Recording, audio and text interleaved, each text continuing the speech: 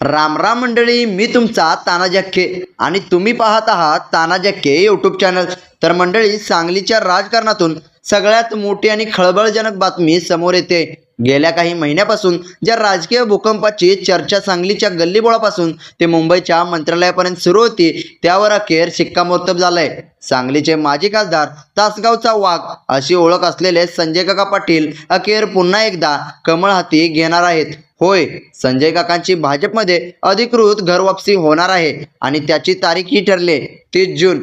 राज्यात एकीकडे महायुतीचं सरकार आहे, अजितदादांची राष्ट्रवादी, शिंदे साहेब आणि देवेंद्र फडणवीस एकत्र आहेत. पण सांगलीच्या भूमीवर अजितदादांच्या राष्ट्रवादीत गेलेले संजय काका पाटील तिथं फार काळ रमले नाहीत. अखेर विटा आणि कराडच्या दौऱ्यावर आलेले भाजपचे नवचर्चित प्रदेशाध्यक्ष रवींद्र चव्हाण आणि पालकमंत्री चंद्रकांतदादा पाटील यांच्या उपस्थितीत पडद्यामागच्या हालचालींना वेग आला आहे आणि संजय काका पाटील यांचा पक्षप्रवेश निश्चित झाला आहे. 2024च्या लोकसभा आणि विधानसभेत लागोपाठ 2 पराभवाचे धक्के बसल्यानंतर अनेकांनी म्हटलं होतं की काकांचं राजकारण संपलं. पण संपतील ते संजय काका कसले? नुकत्याच झालेल्या स्थानिक स्वराज्य संस्था आणि जिल्हा परिषद आणि पंचायत समितीच्या निवडणुकीत काकांनी अशी काही फिल्डिंग लावली की विरोधकांना धोबीपछाड दिलाय. वाघ जखमी झाला तरी तो शिकार करायला विसरत नाही, हेच काकांनी आपल्या कर्तृत्वाने सिद्ध करून दाखवलंय.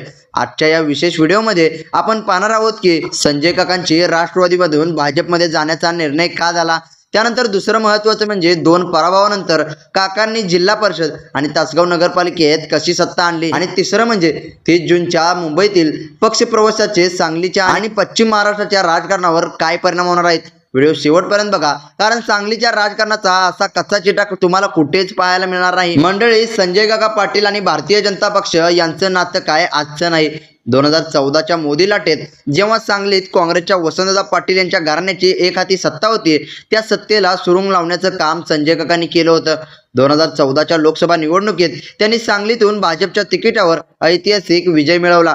त्यानंतर पुढील 5 वर्ष दिल्लीत आणि गल्लीत काकांचाच बोलबाला होता. 2019च्या निवडणुकीतही त्यांनी पुन्हा एकदा सांगली लोकसभा मतदारसंघ भाजपच्या खिशात टाकून दिला. सलग 2 टर्म म्हणजे 10 वर्ष सांगलीचे खासदार म्हणून संजय काकांनी भाजपचा गड पश्चिम महाराष्ट्रात मजबूत केला.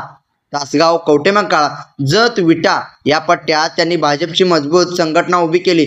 देवेंद्र फडणवीस यांचे अत्यंत विश्वासू आणि निकटवर्तीय नेते म्हणून ओळखले जाऊ लागले. 2024चे ग्रहण आणि 2 लागोपाठ पराभव. पण राजकारण हे सतत बदलत असतं. राजकारणात कधी कोणाचा काळ कसा बदलेल हे सांगता येत नाही. 2024च्या लोकसभा निवडणुकीत सांगलीमध्ये विशाल पाटील यांनी अपक्ष शड्डू ठोकला आणि संपूर्ण निवडणूक फिरली. महायुतीकडून संजय काका निवडणुकीच्या रिंगणात होते, पण अंतर्गत बंडाळी, मराठा आरक्षण आंदोलनाची पार्श्वभूमी आणि बदललेले राजकीय समीकरण यामुळे संजय काकांचा या निवडणुकीत पराभव झाला. सलग 2दा खासदार राहिलेल्या नेत्यांसाठी हा मोठा धक्का होता.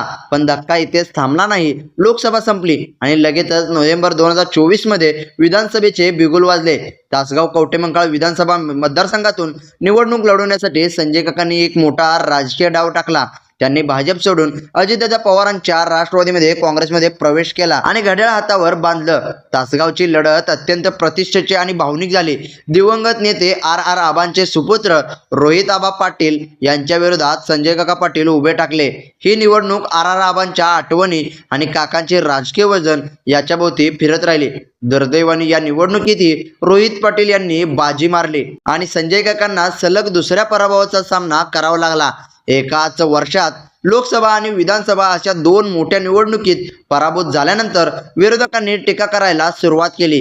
काकांचं राजकीय पर्व संपलं, आता काका पुन्हा उभे राहू शकणार नाहीत, अशा चर्चा तासगावच्या चहाच्या टपऱ्यावर रंगू लागल्या होत्या. वाघाची फिनिक्स भरारी स्थानिक स्वराज्य निवडणुकामध्ये दाखवली ताकद.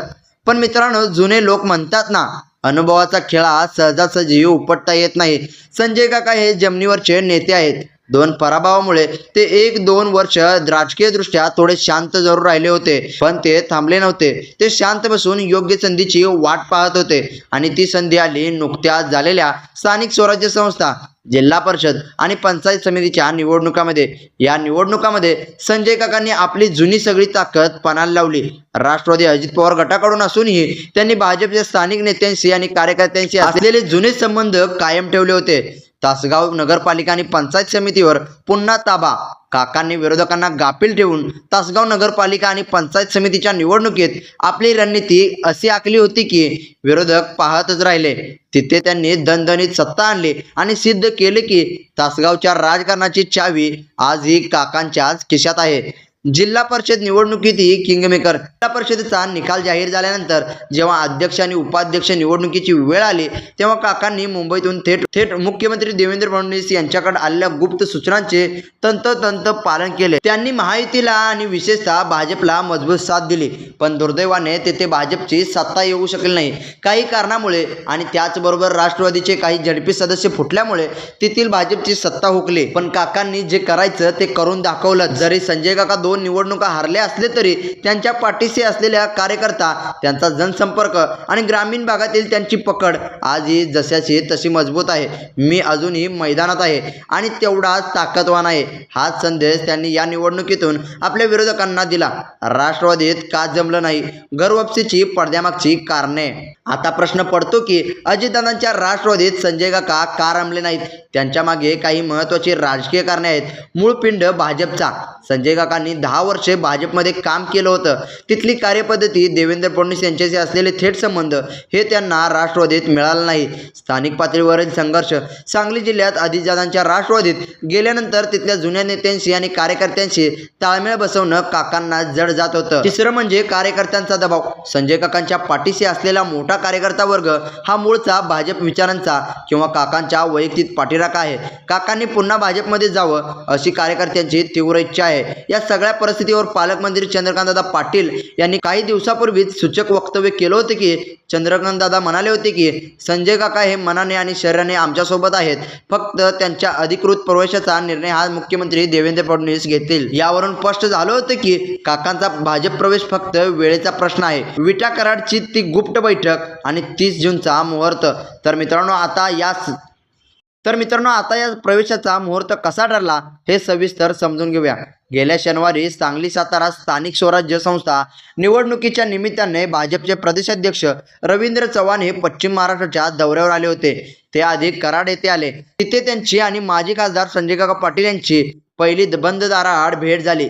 या भेटीत प्राथमिक चर्चा झाली. त्यानंतर दुपारी पुन्हा एकदा विटा येथे या दोन्ही नेत्यांची महत्त्वाची बैठक झाली.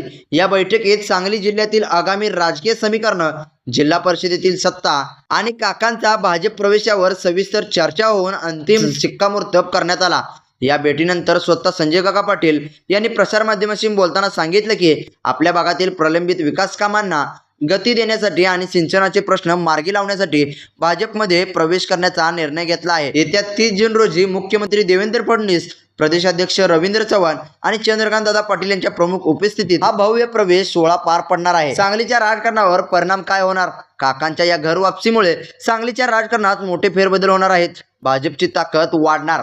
संजय काकांच्या येण्याने सांगली जिल्ह्यात भाजपला पुन्हा एकदा एक आक्रमक आणि मोठा चेहरा म्हणून मिळणार आहे. आराराबांच्या गटाला आव्हान. तासगाव कवठेमहांकाळ मतदारसंघात आमदार रोहित पाटील यांच्यासमोर संजय काका आता भाजपच्या माध्यमातून अधिक ताकदीने आव्हान उभे करतील. अजितदादा पवारांच्या पक्षाला धक्का. महायुतीत जरी सगळे एकत्र असले तरी सांगलीत राष्ट्रवादीचा एक मोठा नेता थेट भाजपमध्ये जात असल्याने अजित पवारांच्या गटाला हा मोठा राजकीय धक्का मानला जात आहे. तर मंडळी, राजकारणात कोणीच कोणाचा कायमचा शत्रू नसतो आणि मित्रही नसतो. 2 पराभवानंतर थकलेले वाटणारे संजय काका पाटील आता नवा जोमाने, नव्या ताकदीने 30 जूनला पुन्हा एकदा कमळ हाती घेऊन मैदानात उतरणार आहेत. आता काकांचा हा दुसरा डाव सांगलीच्या राजकारणाला कोणती नवी दिशा देतो हे पाहणं महत्त्वाचं ठरेल. तुम्हाला काय वाटतंय? संजय काकांचा भाजप प्रवेशाचा निर्णय योग्य आहे की अयोग्य? त्यामुळे सांगलीत भाजप मजबूत होईल का?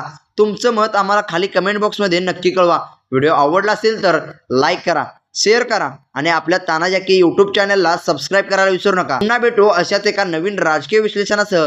तोपर्यंत पाहत राहा तानाजाकी यूट्यूब चॅनल. धन्यवाद. जय हिंद, जय महाराष्ट्र.